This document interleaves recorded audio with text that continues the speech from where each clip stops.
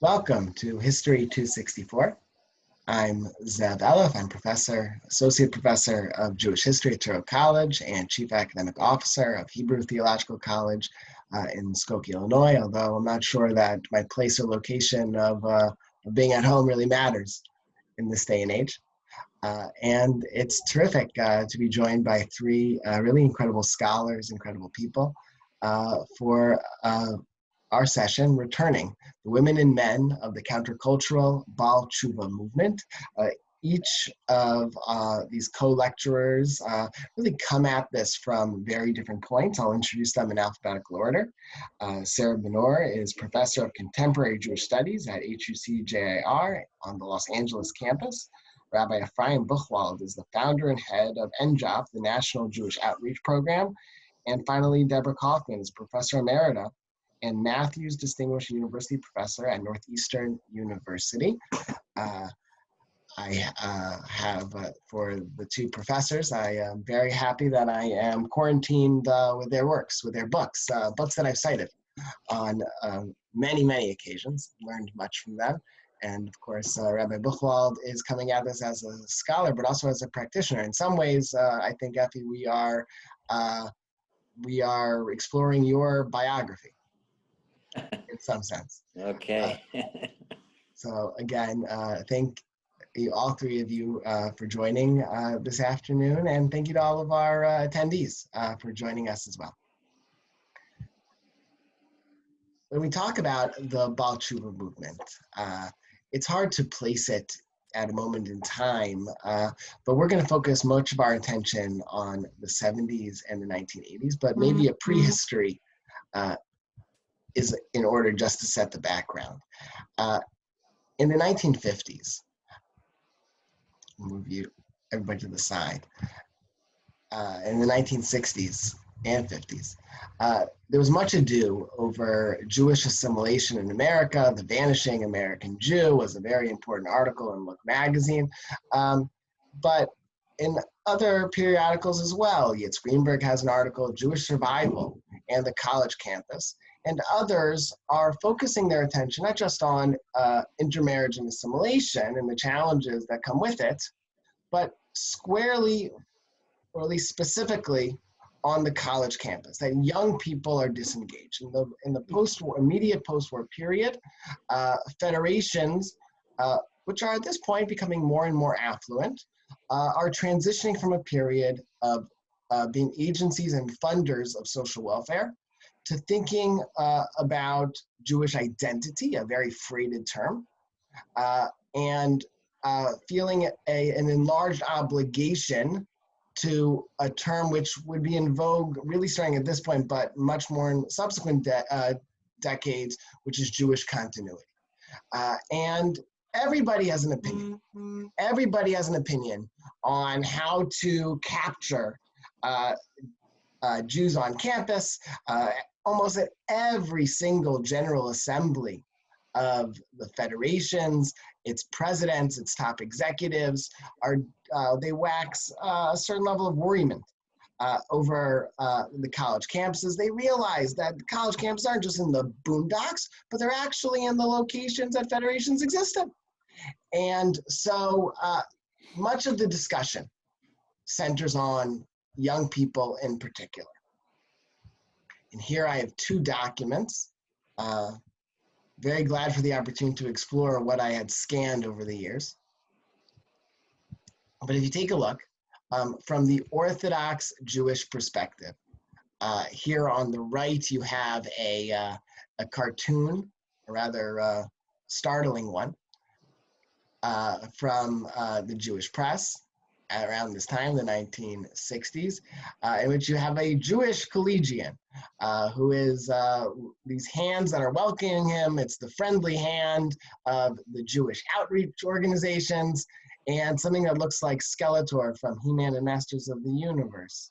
So we get into the 1980s. Jews for Jesus and other monsters is the impression one is getting, who are looking to grip this not very yet thoughtful young person into their grip. On the other side, You have a terrific letter. I don't know how readable it is, but you have a letter from a rabbi in Savannah, Georgia, entreating the president of Yeshiva University, then Dr. Samuel Belkin, saying that US-wide, that nifty, so conservative and reform has figured it out. They've created youth organizations. The Orthodox Union has just launched, it'll suffer from a couple of false starts, NCSY, the National Conference of Synagogue Youth, and does this Rabbi Alexander Rosenberg, I believe, he asks the question, can you, Yeshiva University, devote some resources on two levels? Number one, to help Orthodox compete in the hinterland, compete with conservative reform, but also for the unaffiliated. So first question I want to put out there is, why young people? Why does Jewish outreach work here? In part, it's intuitive, but why not outreach to older adults? Why not to younger people? Eventually, we'll get to a period of outreach towards young parents. I'm thinking about PJ Library, I'm thinking about Honeymoon Israel, I'm thinking about a number of organizations that flourish, not just exist, but flourish today. But initially, it was about the collegiate, it was about the undergraduate. Jews are conspicuous on the college campus. They attend particular college campuses. There's resources with Hillel. But why specifically? On one hand, it's intuitive. On one hand, it's common sense. On the other hand, I think that if we could probe a little bit more deeply, what is it about this stage in life that, particularly when we get to the Orthodox community, that's where they target their outreach efforts? Well, I'll just jump in for the moment. I think I'm wondering if the answer isn't just a little too obvious, and that is simply that this is the age that's going to marry and reproduce, and where you're expecting the next generation, of course, is from those young people, those who are reaching adult age, and who will be making choices. And in the 60s, there was a breakthrough. Well, maybe you don't want to go back there. No, that's fine. We're in the 60s. We're in the 50s and the 60s. All right. And what you're beginning to see in the 60s is already a break with the normative expectation. The age of marriage is getting later. The age of child reproducing is getting later. And many young people are beginning to experiment with different forms of communal living, different forms of habitation. So those are the youth that you're most concerned about, because if they do not move in the normative pattern of marriage, childbearing, then of course you're going to have a break in that in the necessary reproduction, the population that you're looking for future generations. I would add that in light of the Passover holiday, that Pharaoh was right on the mark. Pharaoh was obsessed with Jewish children, and that's why he said, "Kol ben hayilod hayora tashlichu." Let's throw every male child into the river, including the Egyptian children. Some say that he was willing to sacrifice his Egyptian children because he wanted to get those Jewish boys, and because that's the future, and that's what the Haggadah is all about. That's what the four sons are all about. That's what the Manishtana. Ask questions, engage them, get them involved in Jewish life, and that's the key to Jewish survival. And if Orthodoxy or traditional Judaism has succeeded in America, it's only because the rabbis at that time in the 40s and the 50s put all their eggs in a single basket and invested in Jewish education, in intensive Jewish education, day school education. And that has reaped the benefits of what we call today the flowering of Orthodoxy.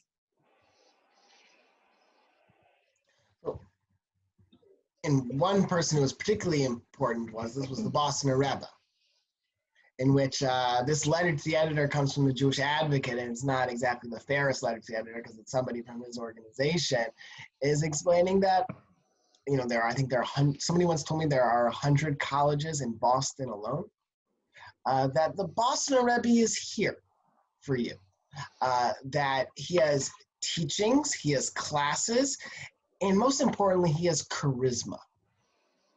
And he has a style that is effective. For many people, I'm thinking about the Jewish left that would be attracted to Buber in the early 70s. Chassidut and charisma seem to provide certain ingredients for outreach. And so the curriculum, though, therefore, was going to augur in that particular way. And we still see it today, is that the mode, the medium and the mode of Jewish learning when it comes to outreach is something very, very particular.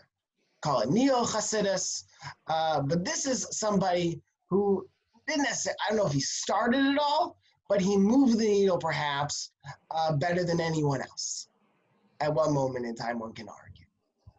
What is it about this type of learning to socialize, to acculturate these unaffiliateds, formerly affiliated, whatever you want to call them, into Orthodox Judaism? I just want to say that the Boston Rebbe, as you know, was one of the Hasidic groups that I spent time with. The Boston Rebbe was very interested in me because my maiden name is Horowitz, and he was absolutely sure that we were related. He was also interested in me because he never quite believed that I was only on a professional mission. He was sure that I was interviewing Baal Teshuva because I was actually on a journey to Orthodoxy. So I was invited to the Rebbitzins Tish. I was treated with great, I was welcomed greatly in that community, which gave me a lot of time to not just to interview, but to live in that community with the very women whom in a few moments we'll talk about. I want to just point out that I don't think it's just the learning that he provided. I think especially during the 60s and then into the 70s, what was being offered was sort of a safe place. A place perhaps that was Torah true in the sense that it provided a protection in a way from the incredibly turbulent 60s and 70s. Well, 70s wasn't as turbulent, but the 60s was very turbulent. And there were so many major changes going on: family, gender, community, so many changes that the notion of community was critical. And that's where the Rebbe, he allowed himself, by the way, to, I wouldn't say breach Orthodox rules, but he was very liberal in welcoming young people into that community. And he provided all kinds of ways of entering into the community without learning, just a part of being a part of that community. And that was very effective. Inviting young people for a Shabbos, spending time, having them spend time with other families, young families, where they would get to talk about ideas. He was very, very clever in that way. So it was not just the learning style, but it had to do with how he was welcoming, how he learned to welcome them. And that took place on both coasts, the West Coast, but I'll talk about that later. They're different styles, but they worked. And what about authenticity, right? Community, I think, is absolutely important. He cultivated a sense of community, and he himself was part of the counterculture, and these were people experimenting in a very turbulent countercultural period. So on one hand, it wasn't liberal, but it was something that was off of the mainstream. But he also, and I think this comes up in the literature so often, is this term authenticity. That he looked the part, there was a genuineness that he espoused, and for people really looking to anchor themselves in something that looked true, that looked correct. People who were seekers, these seekers were looking for something that fit. And for the Boston Rebbe and so many others, like the Lubavitcher Rebbe, Chassidut, I think in some, notwithstanding the spirituality, notwithstanding the types of learning and the texts that were investigated, was how it preached to be an authentic Jewish experience. That come out, Debra, as you think about it? It's to call the inauthentic or authentic Jewish experience. No, I don't mean.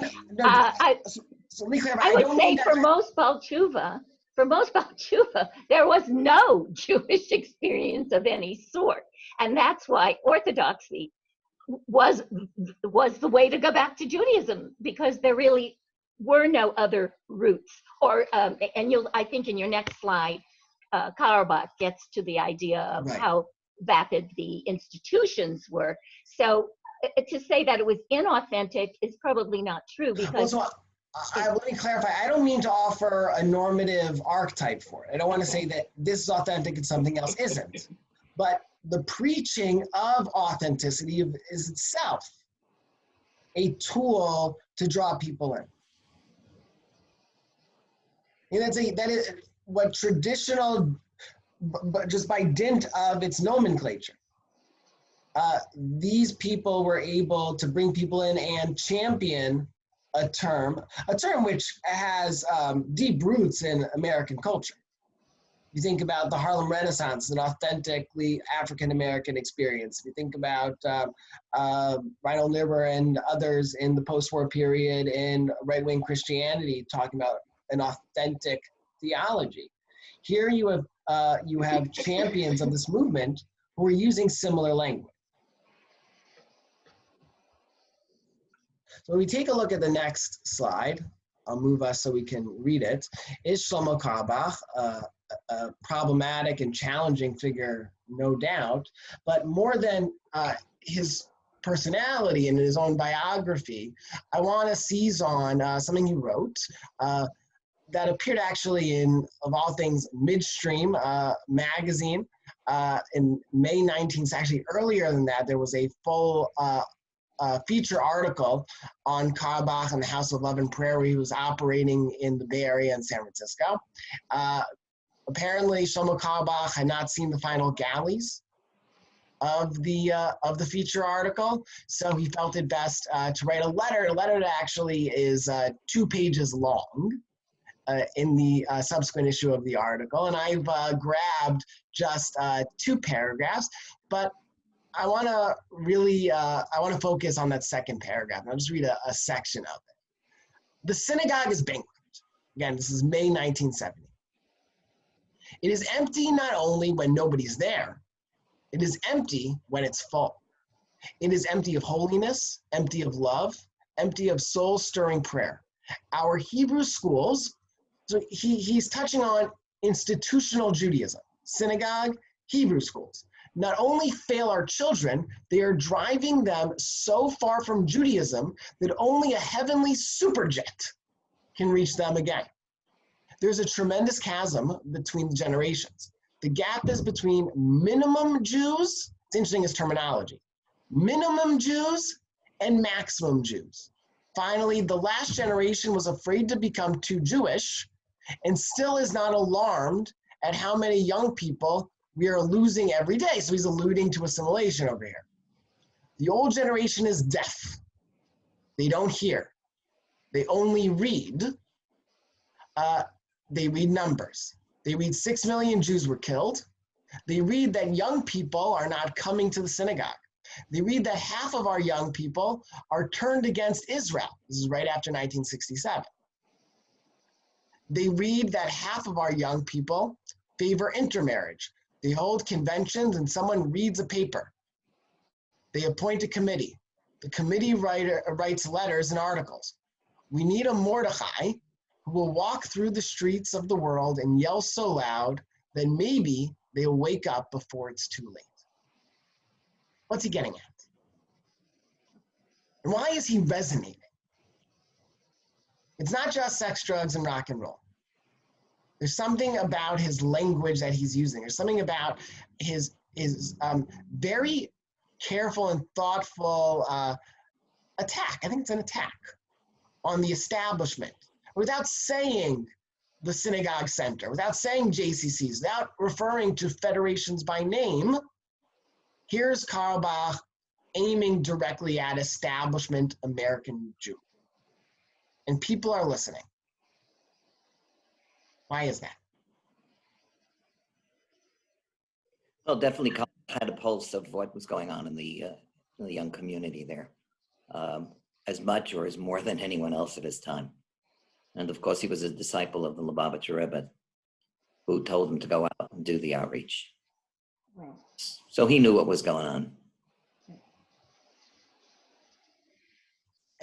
Any sense of why the establishment, the perception at least is, that it's failing these young people?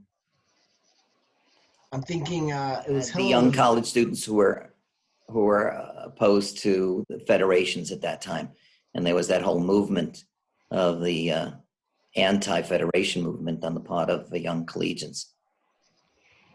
It also was a time, if you want to tie this back to our topic, which is the countercultural revolution, which we are, that's what that was. It was anti-establishment, anti every kind of establishment. So you were in the midst, and Carlebach picked this up very well, as the Lubavitch, who also were very, very good at outreach, as opposed to other groups. And what I think what was going on was all this anti-establishment in music. Carlebach did wonderful things with music, in dress, in absolutely every aspect of life. And therefore, that group was primed, ready to be picked up. If there were a new approach or a way of sort of, I don't mean trashing the old, but a way of building something new and that appealed to this sense of this wasn't working anymore. So I think that it's in the context of anti-establishment.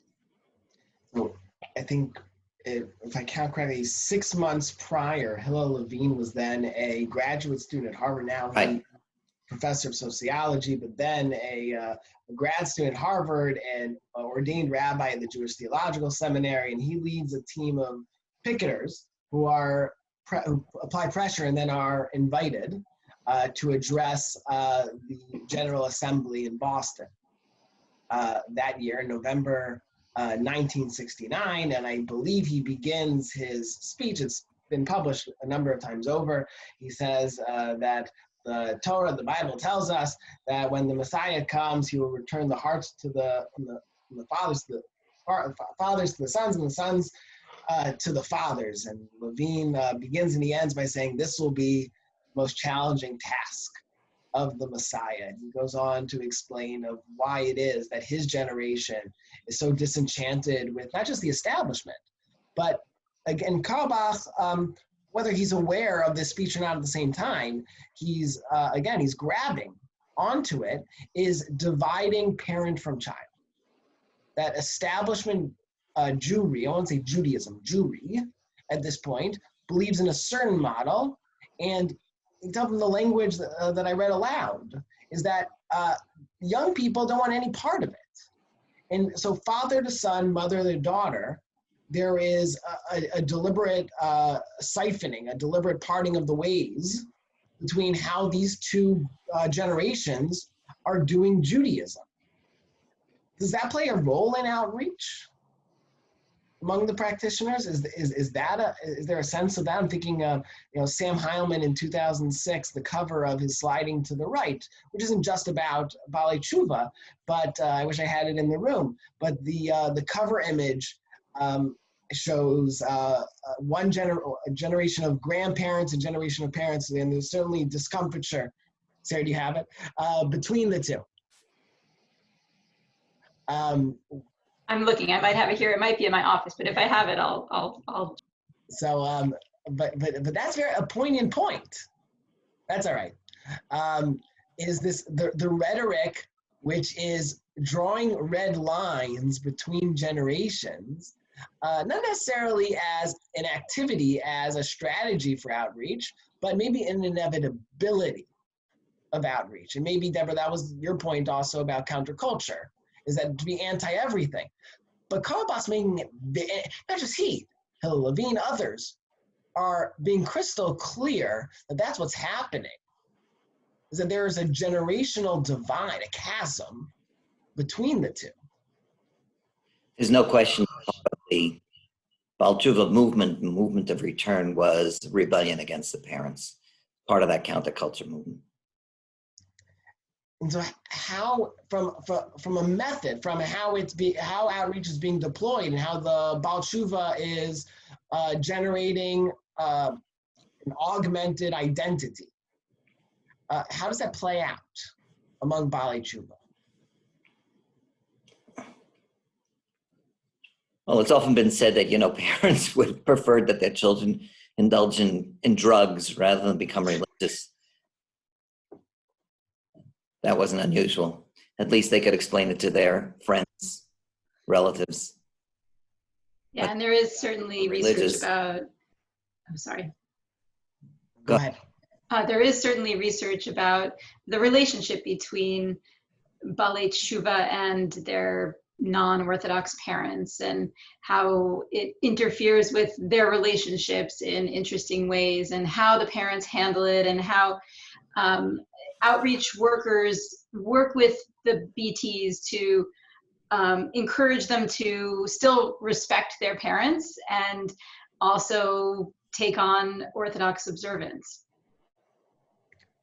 And while that probably has severe connotations for nowadays, what's interesting is that in the 70s, as it emerges, it's not seen as problematic. It's part of the discourse of American culture. Of course you're going to rebel against your parent. You're 17 after all. Now it might be I think a lot of people would find it problematic, but then it was part of growing up in that era. And while much has stayed the same, the context has changed tremendously. One area that hasn't changed also, and Evie, I'm going to bring up something you wrote many, many years ago in 1976 when you were the director of outreach at Lincoln Square Synagogue. And here's a text from the monthly bulletin, is the emphasis on yeshiva. This, I think, also, on one hand, might be intuitive, but I want to probe a little more deeply. Outreach could have taken place in a number of, takes place in a number of settings. The Boston Rebbe did so in a tish. He did so in as a Hasidic court, although not everybody became his Hasid, his follower. He did so in the traditional context of Hasidut, and his son still does it that way today. But more often than not, outreach takes place as a form of learning and anchored in the context of yeshiva. Why yeshiva?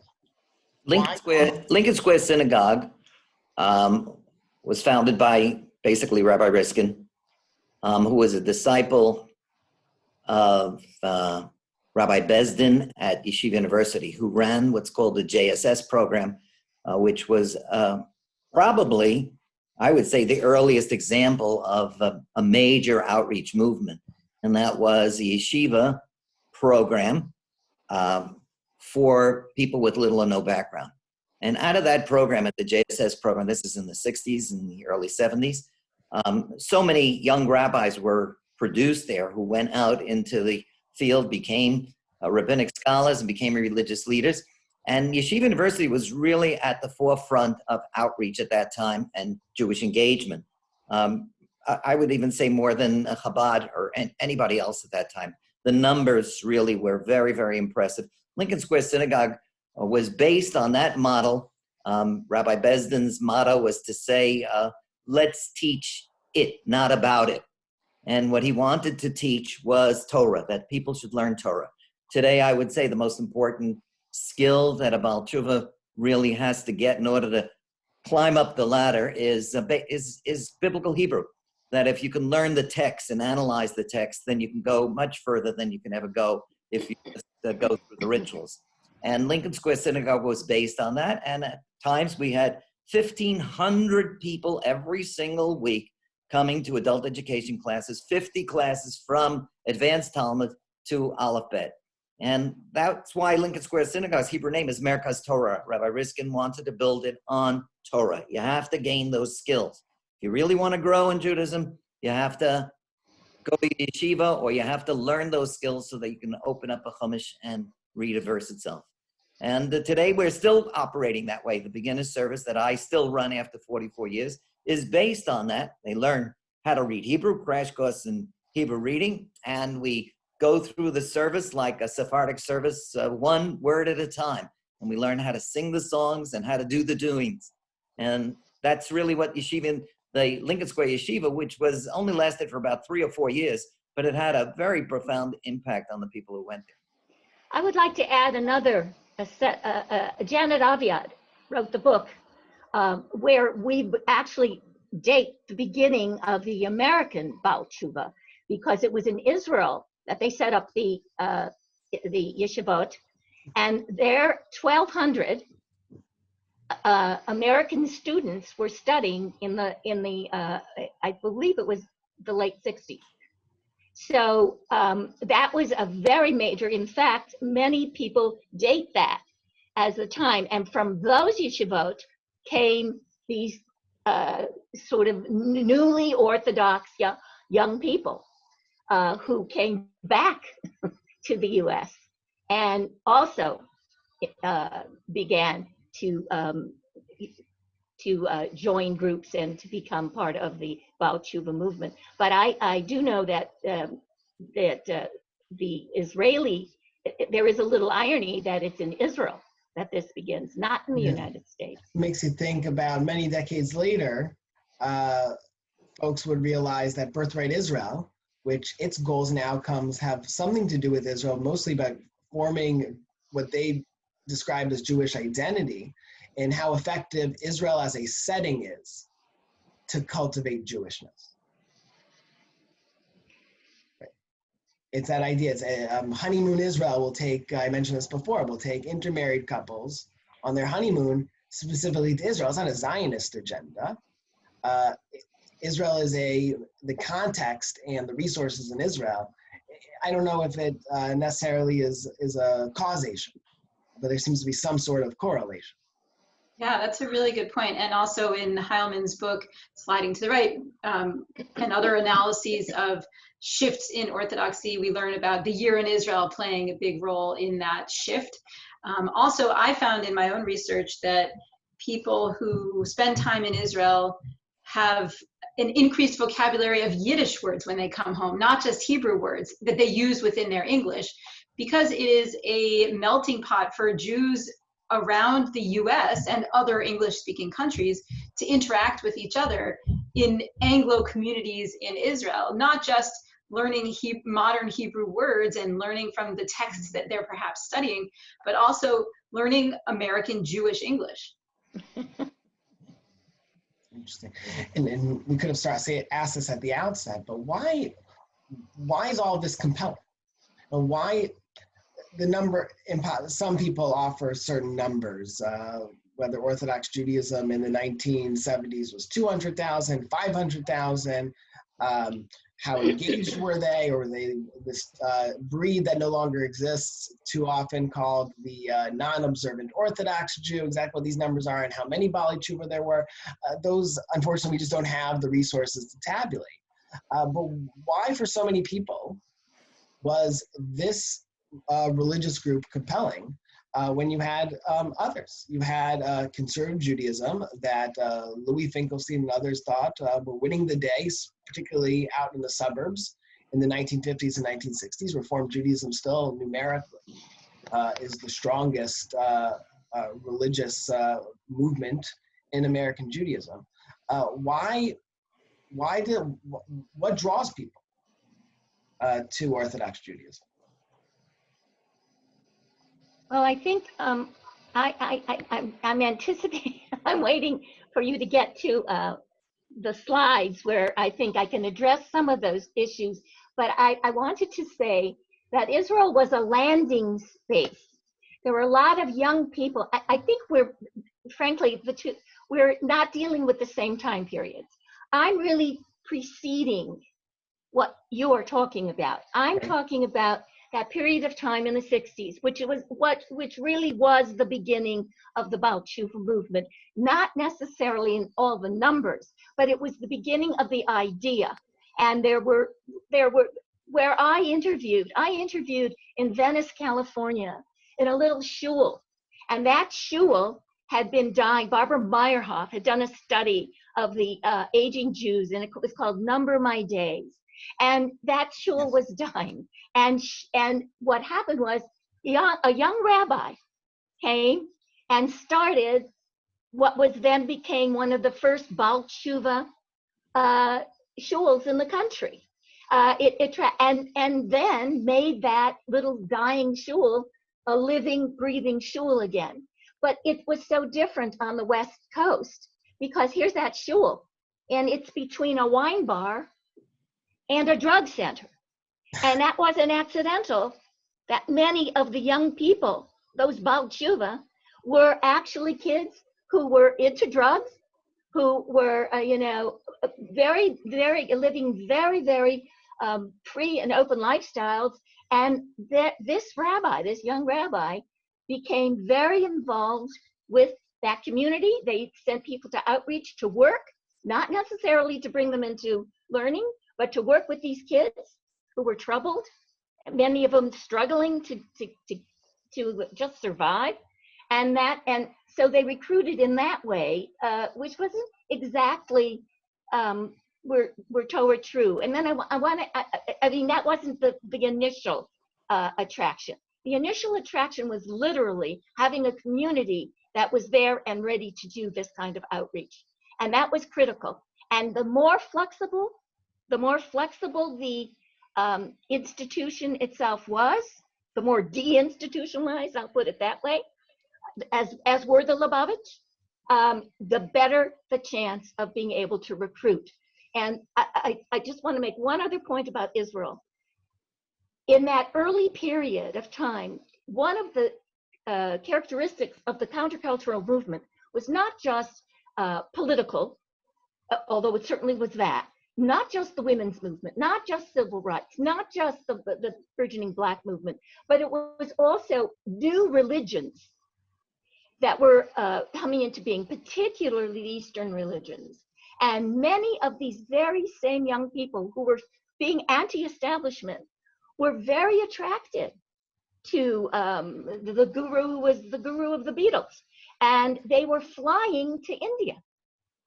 Right, I think Emily And where did they land? Often there was not a direct flight to India, and they would land in Israel. And I can tell you at least 1/4 of the 150 interviews I did found themselves in Israel, not because they had intended to go to Israel, but because they had stopped there. And what do most young Jews know of Israel, if they know anything, of that group that was, particularly, as you put it earlier, inauthentic, although I don't like that word at all. I think what they knew maybe the Wailing Wall, the Western Wall. So they would go to the Western Wall, and often that's where the Lubavitch were. And they would come up and they would see that these kids with their knapsacks and they're traveling, they'd see them and they'd say, why don't you spend a Shabbos with us? Do you have a place to go? And very frequently, that was another way. I'm not saying all about Tshuva were recruited, but that initial stage was really being there being there and in the right spot at the right time. And many of the young people never left Israel. They never went. They became very involved and attracted to this communal living. So I think there is that's an earlier stage. And I believe also, although I don't have my book here to check, but if I had it, I would check with Janet Aviad's work, because I do believe that many of them, young people, young Jews who came to Israel, ended up studying in these yeshivot that were meant specifically for those who had no education no Jewish education of any. Particularly that they were yeshivot, that they were this traditional learning atmospheres is really interesting, that it wasn't cultivated, whereas a previous generation of not just Orthodox Judaism, but conservative and Reform as well, would have banked on the synagogue boom of the 1920s to bring people into Judaism. Here was a different model. Here was one that centered on the yeshiva in particular to cultivate Jewishness, whether in Israel or in America or anywhere else. I want to just point out, Willie Helmreich just passed away, sadly. But in his notes for his The World of the Yeshiva, which are from the Yeshiva University archives, so this is not in the book, but again, 1970s, here on top you have Rabbi Yaakov Ruderman, January 18th, 1978, and then Rabbi Gedalia Shor of Torah V'das. So you have the rabbinic heads of two primary yeshivas in Baltimore and in New York. One, Ner Yisrael, well known for absorbing many of these Balei Tshuva. You were an NCSY success story if you ended up, like Effie had mentioned, either in the Jewish Studies program at Yeshiva University, or for some others, even better, that you become initiated in Ner Yisrael. There's somebody whose name sounds a lot like mine, whose story was like that, Rabbi Zevlef. While others, Rabbi Gedalia Shor, Torah V'das, even the Torah V'das sounds like it could have been the name of Yeshiva University, Torah Umada, but Torah V'das is a very traditional enclave. And in his interview with Professor Helmreich, Rabbi Gedalia Shor makes clear that while Kiruv Rechokim, while outreach is important, yeshivas are meant for something else. And so I point this out, that in the somewhat under the radar worlds of the yeshiva, not so much in the 1970s by this point, but not everybody was of one mind on the yeshivas. But what I do want to get to is the 1980s, where yeshivas are in vogue. Orthodox Judaism is in vogue. You have a very important New York Times story, the American Jews rediscover Orthodoxy. And we've mentioned them before, it's Chabad. Wholly a three-part series annexing many, many pages of the New Yorker also by the 1980s. And so Orthodox Judaism is certainly not under the radar anymore. It's in major publications, albeit in New York. And Balei Tshuva in the movement is becoming a term. It's been coined. It's part of the vocabulary of American Jewish life. And this is, Debra, this is really where your work, your Rachel's Daughters, newly Orthodox Jewish women, you focus on this period in particular. And in the second chapter of that book, you identify several portraits, several archetypes, focusing specifically on female Balei Tshuva, women, and different models in the interviews that you conduct. Yeah, you know what I'd like to do, because I think my take is really quite different than from how we've come to this point.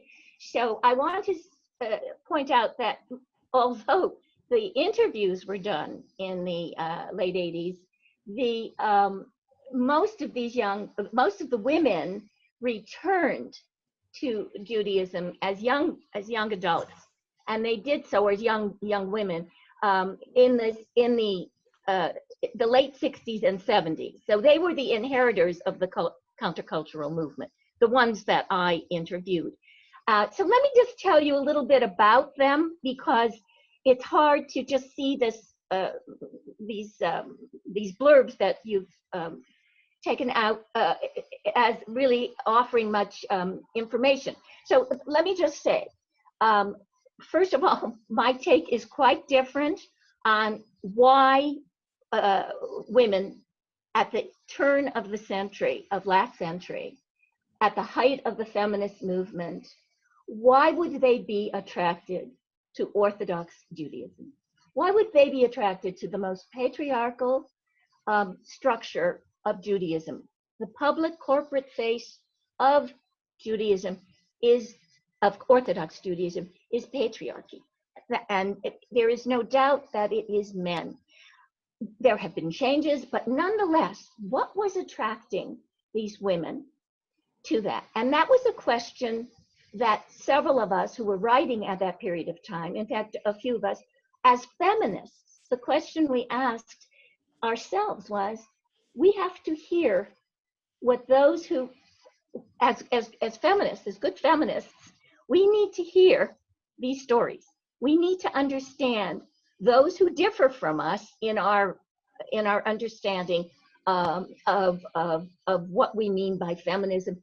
What was that attraction? And there were 3 books. Mine, a woman named Judith Stacy, who looked at Brave New Families, which was a whole understanding of the evangelical world and what attracted. There was many young women attracted to orthodoxy in terms of evangelicalism. And Rebecca Clapp, who wrote a book called Women of the Right. And our goal was to say, okay, if we give voice to women, which is what we are as feminists, then we have to give voice to these women. So what attracted them? The issues are very complex. While I honor and I respect the language that they use many times, and many talk about return to orthodoxy as a return to something moral certitude, that they had always been on this journey and that they were being called by God to return. I believe them in what they say. But as a sociologist, I step back from that particular language and look a little bit at what was going on in the way, in how they were living their lives and the social setting at that time. So my take is, while I do believe there was tremendous appeal of orthodoxy, its certitude, its authenticity, as you pointed out, or at least saying that it is authentic Judaism. I think there are many other Jews who might argue that there are many forms of I don't mean it as a normative statement, only that it was part of their toolbox of the rhetoric. Yes, that is true, and that's what I'm saying, that it was used that way. So we're totally yes. I only meant that. I don't want to argue that, but here's the thesis of my book is that this was a moment in time that would attract. It wasn't hard to understand why men would be attracted. It wasn't hard, but it was very hard at that moment in time to understand why women would make that choice. So let me tell you a little about these women. Over 1/3 of them had identified with the feminist movement before they became Baal Teshuva. And I interviewed a lot of women for an ethnographic kind of study that I did. I had 150, which is a sizable sample. I had a sample that went from the East Coast, New York and Boston, Midwest Cleveland, West Coast, San Francisco, and Los Angeles. So I had a spread, and I felt very confident that what I was, the research I was doing was a fairly representative research of Baal Teshuva women. And what I heard beneath the call and the beauty of Hasidut and the beauty of Shabbat and all of that was also, this was a choice at a time when there were such turbulent changes, particularly in the area of gender, particularly in the area of sex roles, the ways in which men and women were, how uprooted that had become. take any area, but the family itself there were so many new ways in which looking at the family, the notion of liberation, but liberation in so many kinds of ways. Sexuality. One woman said to me, you know, I'm a child of sexual liberation. But what happened was with the contraceptive, with oral contraceptives, that liberated men, but it really didn't liberate women. Because if you were engaged in sexual activity, casual sex that was now could be protected, how did you say no? How were you able to pull back on some kind of normative understanding of no, you know, no, this isn't the behavior? And you'll see this, by the way, this preceded the Me Too movement. And here we are, 2016, 2017, where we see some of the very same kinds of questions, the same kinds of issues. So all this liberation took place without a lot of the other things that were normatively destroyed, and also leaving in place male privilege and male power. So one woman said to me, better the devil I know than the devil I don't know. And why Judaism was so, why Orthodoxy was so appealing was that they felt almost to a woman, and you'll see in these blurbs, almost to a woman, that within Orthodoxy, it was more manageable. You could manage gender more manageably in that patriarchal structure than in the existing patriarchal structure in the secular society. Okay. So Lynn Davidman speaks about religion in a rootless world. right. The study of women from Lincoln Square Synagogue and Chabad, Right. comparing them. And basically her thesis is that these people were rootless. They were rootless, like Anne Royfe's Generation Without a Memory, or the other books that speak about how they weren't connected. And this gave them a structure. And this was a world without structure, and Orthodoxy gave them structure, gave them family, gave them feeling. It showed that there were people who cared about them, and it wasn't a rootless world anymore. I expect that is part of it, but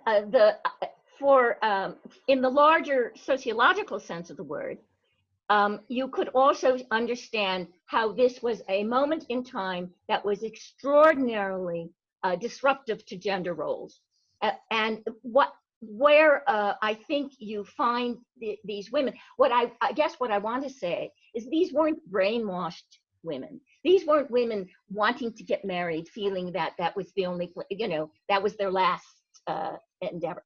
These were very conscious. They were very conscious of themselves and what they were doing, and they saw in Orthodoxy a way of using traditional normative standards of domesticity, femininity, as a way of gaining a kind of control and power over what had been just sort of basically decimated at that moment in, quote, the secular world. And here, if you look at this is Hannah. So let me get to the women themselves. Hannah is a Lubavitch, and then Miriam will be the next one, is a Boston Rebbe. So they represent the Hasidic world. They also are older. They are less educated than what you'll see, what I call the Black Hatter women, or the Yeshivish women, and the modern women. So I divide the two. These women are older, they're less educated, they have more children, and they are, but they do, and you will see in each of their statements, they do see the role of woman as very, very important for Orthodoxy to actually exist. And here you see, I make Shabbos, there's agency, woman's agency. She believes that she is the heart, as it were, of Hasidut, that is through her efforts and women's efforts, the Moshiach will come, the Messiah will come. But she also says it's by feminine sensibilities. So here she is drawing on the feminine in a very traditional way, but not unlike, I might add, earlier feminists and the domestic feminists of the late 19th century who also did that. They called on their moral superiority, and they called on that as a way, their feminine sensibilities, to argue that they should get the vote, to argue that because we are morally more sensitive, let us clean up the world. Give us the vote, let us get in there and clean up the world. So this isn't a new strategy. Stacy finds it among evangelical women, the same thing, negotiating on traditional values to gain a certain kind of control and equity within the patriarchal power. If you move to the next one. Yeah. And Miriam, and here Miriam is giving you the sort of the same kind of thing. What's missing there is and I won't read it. There's another piece of Miriam which talks about this belief system, which she argues understands her as a woman, and that the Torah knows her as a woman in every aspect of her life. And then she goes on to herald the laws of Nidah as ways of her ability to decide, to be more, to never be taken for granted as an object of sexuality. So she goes on to make that particular argument. And she goes on to say similarly that in Judaism, in Orthodox Judaism, she feels that the whole package is geared for her as a woman. And then she adds this fact that, you know, she had to buy the whole package. She couldn't just pick and choose what she wanted. She was going to buy the whole package. And then she went out the night before. She made that commitment. And as you can see, I literally pigged out. I went to Chinatown, ate my last tray meal.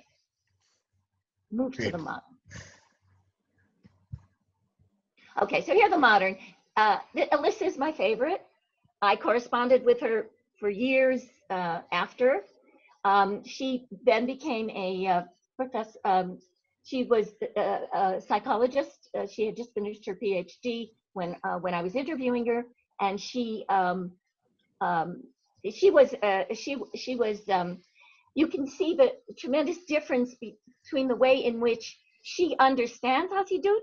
She loves it, but that she could not live her life that way. And then she moves on to talk about prayer and relationship to God and the issue of how important prayer is. And she contrasts it directly to the public role of men in Judaism. And she says, this is more important. Prayer and the relationship to God is the most important aspect of all Judaism and of Orthodoxy. And she sees that as a particularly female feminine. And she uses it, and here too, she says, it reminds men that what goes on in shul is not important, but that the relationship to God is. We are the holders of the key for the most important aspects of inner life. The experience of being a woman in Judaism, I would say, is like Jungian anima, a profound introspection. Yeah, so you certainly get that. I think we're going to skip the other one about the. Okay, we'll just go on to the last slide. Now this is Debra the modern, and you can feel almost completely here. We've gone from feminine sensibilities, woman, to feminist. She's going to tell you that she's a spiritual feminist, and she goes on to talk about that again. The Torah knows who I really am as a woman, and she's a journalist. She's a writer. She's also a painter, but she earns her living as a writer. And she says, for now that this has opened something so spiritual in my life, that now my writing is better, the colors are better in the world. So she's definitely tied to the secular world, but it's through this lens that she has. And she says, I know this is going to sound strange to you, respond to my question about her life as a Baal Teshuva, but I feel like a spiritual feminist. Often when I awaken in the morning and I'm saying my prayers, I feel this profound spirituality. It's liberating. The point here is that there are many radical feminists who talk very much like Debra. Now, why Debra has gone orthodoxy and another Debra has remained feminist in the secular world, there are lots and lots of reasons. Some of them have to do with time and place, and some of them have to do with the ways in which they have chosen to take this new experience into a more protected life. Although not any of the four have said anything there, they have, beneath it all is they want to hold, they know that within orthodoxy, there is a protection that they will not feel in the secular world, not yet. And there is much, unfortunately, much truth to what they say, even 40 years later, right? From the women's movement, we are still experiencing Me Too, tremendous sexual abuse of women, inequities in the family and work, inequities in all kinds of opportunity structures. Well, we've come a long way. We still have an enormously long way to go. And I think these women at that time when they were making those decisions measured those things and decided that this was not only spiritually important, because that became important, but because it was a place where they would feel they could be spiritual feminists and they could be wives and mothers in a way where they would expect from the men who were in orthodoxy, who were in contrast to the men in the secular world. Men in orthodoxy were to be tzniut, that is, they expected them and characterized them, the men in their lives, as modest, as caring, as familially oriented as they. And in fact, the data suggest that these women who are in this very patriarchal structure get more household help from their husbands than women who are doing dual career jobs in the secular world. And we have data that actually show that the men do a majority of the shopping, cooking, not so much cooking, shopping, cleaning, and a good deal of childcare. So there you go. When people ask me why people become Orthodox, I refer them to your book, Debra, and to the book that you, Effie, mentioned, the book by Lynn Davidman. So instead of looking at why people become frum, I look at how they become frum, and specifically how they're integrated into frum communities, partly by learning the language and culture of these new communities. And I've identified 3 trajectories among Balei Teshuva. And just to historicize this, I did my research in 2000 and 2001. And so it's a generation after what we've been talking about up until now. And I looked at people who became frum in that period, but also who had become frum or were becoming frum during the time of my research. So the first strategy that I identified is hyper accommodation. This is when people go beyond what is expected. And just to give you the terms, BT refers to Balei Teshuva or Baal Teshuva, and FFB refers to those who are frum from birth, FFB. And so one FFB said, sometimes a BT wants to sound frum, so they'll throw in frum expressions. BTs do it more because they're trying to make up for lost time and because they're trying to fit in. That's a mark of being frum. They don't want to be looked down upon. They pepper their language with Baruch Hashem more. I use them too, but not every third word. So this woman who said this was referring to a common discourse within the Frum community that BTs go overboard. And there were even jokes about this, like there's a light bulb joke for every group, right? So there's a light bulb joke about this group. How many BTs does it take to screw in a light bulb? You mean you can do that? This idea that there's a concern that they're going to do something wrong. There are so many rules and they're afraid they're going to break them, so they keep them even more than they're supposed to. So one woman said that when she gets married, will double cover. That means wear both a wig and a hat, because she wants to make up for lost time, like this FFB said, and to make sure that she is doing even more than she needs to. We also see this in language. One woman whose name was Rebecca, these are all pseudonyms, but they're similar to their actual names. Rebecca, who changed her name to Rivka and then changed it to Rivka Bracha, uses many distinctive features in her language. She uses many Hebrew and Yiddish words. She uses clicks like this. We were walking around and it doesn't matter. Is it hard to hear that click over the webinar? Or could No, you I hear heard that? it. We heard You heard it. it, okay. Okay. And T release, like instead of saying right, saying right. And intonation, like if you're going to the store, get me some milk. Yiddish grammatical influences, like staying by us, or this is not what to record. She actually said that, but luckily I got that on tape. But anyway, she said this, I don't speak the good King's English anymore. I speak this Yinglish yeshivish stuff, which is fine by me. So she recognized that she had changed her grammatical structure. And she was very proud that an FFB woman cast her as the Yiddish bubby from Borough Park in the women's Purim spiel. She saw this as evidence that she had succeeded, that her language was frum enough that she could play this role. Next slide. So this is the next type of trajectory, what I call deliberate distinctiveness.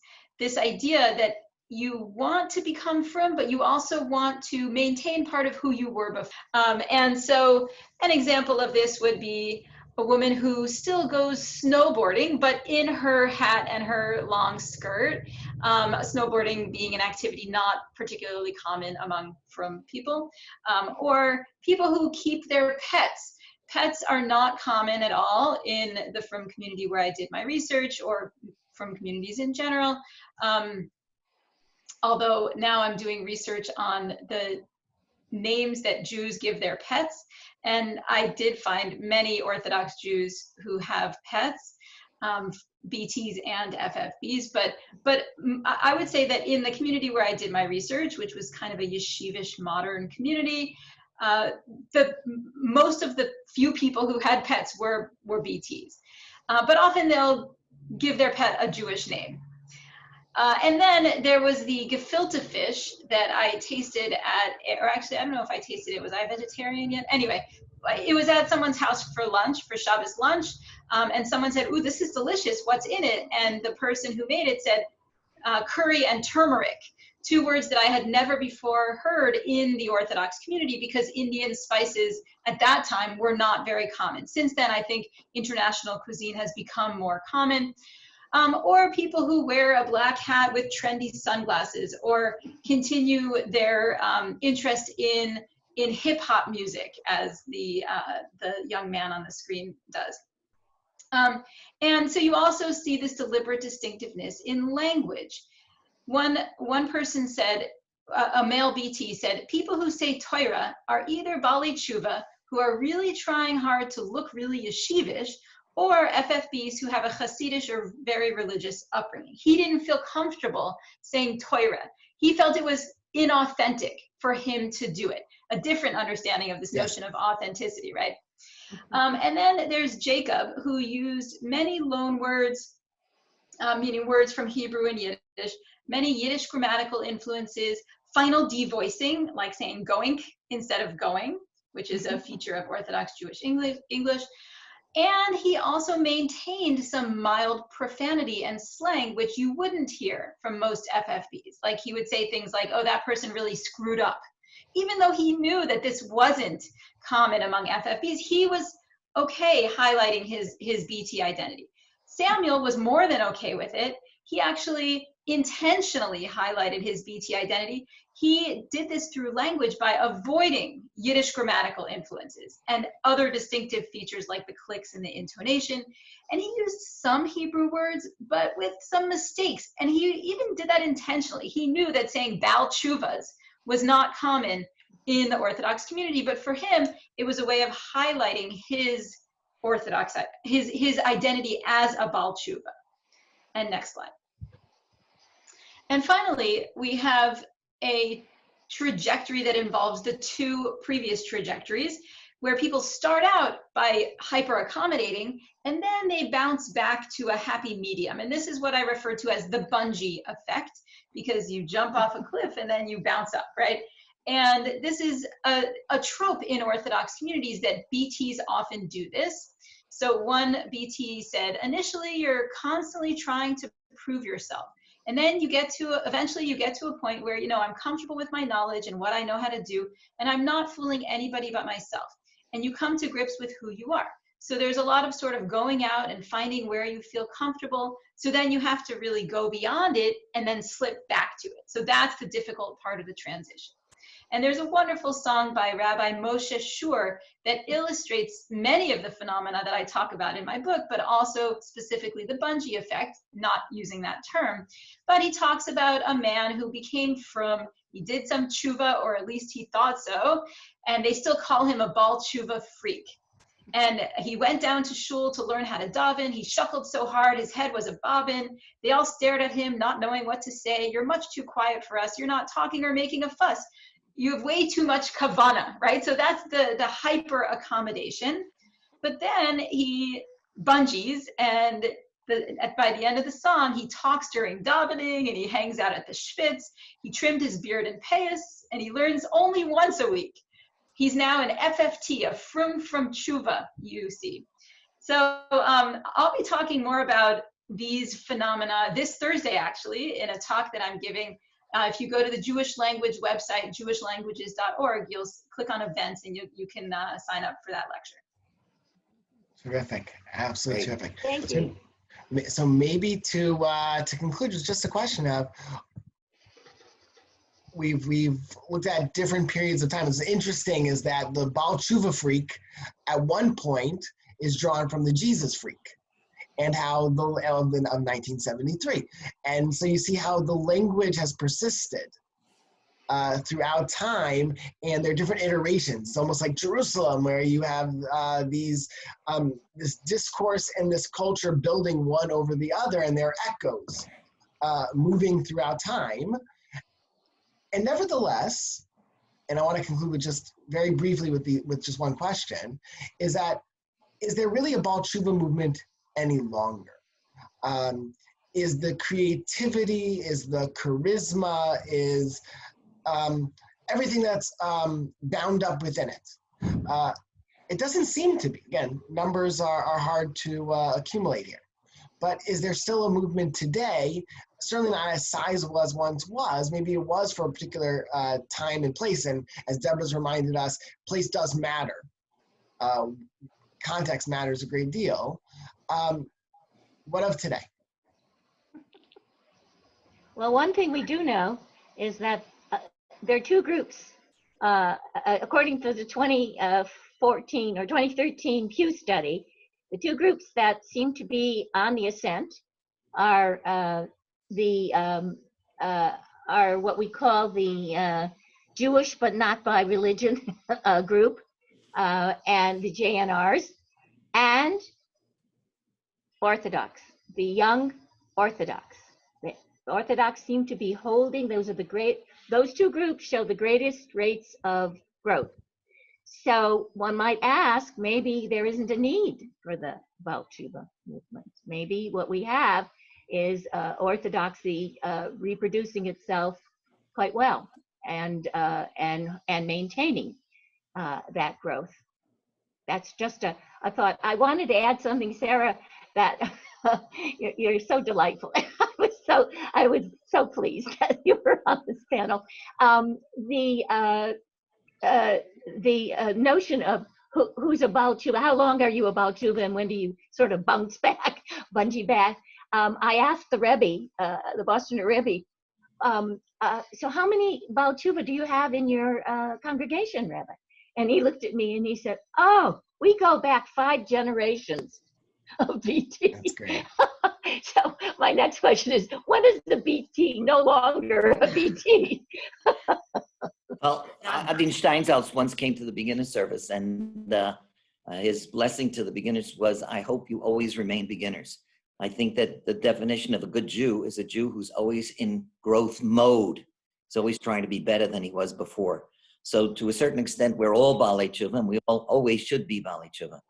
From a pragmatic sociological point of view, as the conservative and reform movements continue to implode, the source, the resource for the Baalei Tshuva ceases to exist. And over the last 20 years, there's been a great diminution of the numbers of Baalei Tshuva. And right now it's down to a trickle. I think the number one issue in the Orthodox community today, although I've spent my whole life reaching out to the non-committed, is to keep the committed committed. In reach. And the committed community are staggering. The numbers of non-Orthodox as well as Haredi kids that are falling out is really beyond belief. And what we really need to do is to enrich our experiences with positive, joyous Jewish experiences. And many of the things that we learned from the Baal Tshuva movement should be applied to the Orthodox today. And this is a major, major issue that the Orthodox community has really failed to confront, and that we have to reach out and embrace our own to try to strengthen them with positive, joyous Jewish experiences. That sounds a lot like Karl Bach's quote. Yeah, In some ways. He was right in many areas. Terrific. And then so much, Sarah, any last words?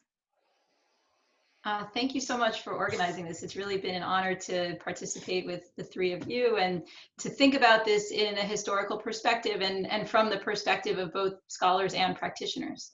Terrific. And part of the title was returning, the process of it. There isn't a moment in time, and particularly in Sarah's work, and Debra's as well, is the ongoing process of acculturation and acclimation, bungeeing back and forth, and how so much of lived experiences are bundled up in a not ever neat, incredibly messy, but that makes for new books and new articles. So it's always good. Okay, so we'll meet in 10 years. very good. If we're all hopefully not in isolation. Anyway, everybody be well and safe. Thank you all so much. It was absolutely delightful. Take care. Thank you. Bye-bye. Thank you so much, everybody. Bye-bye.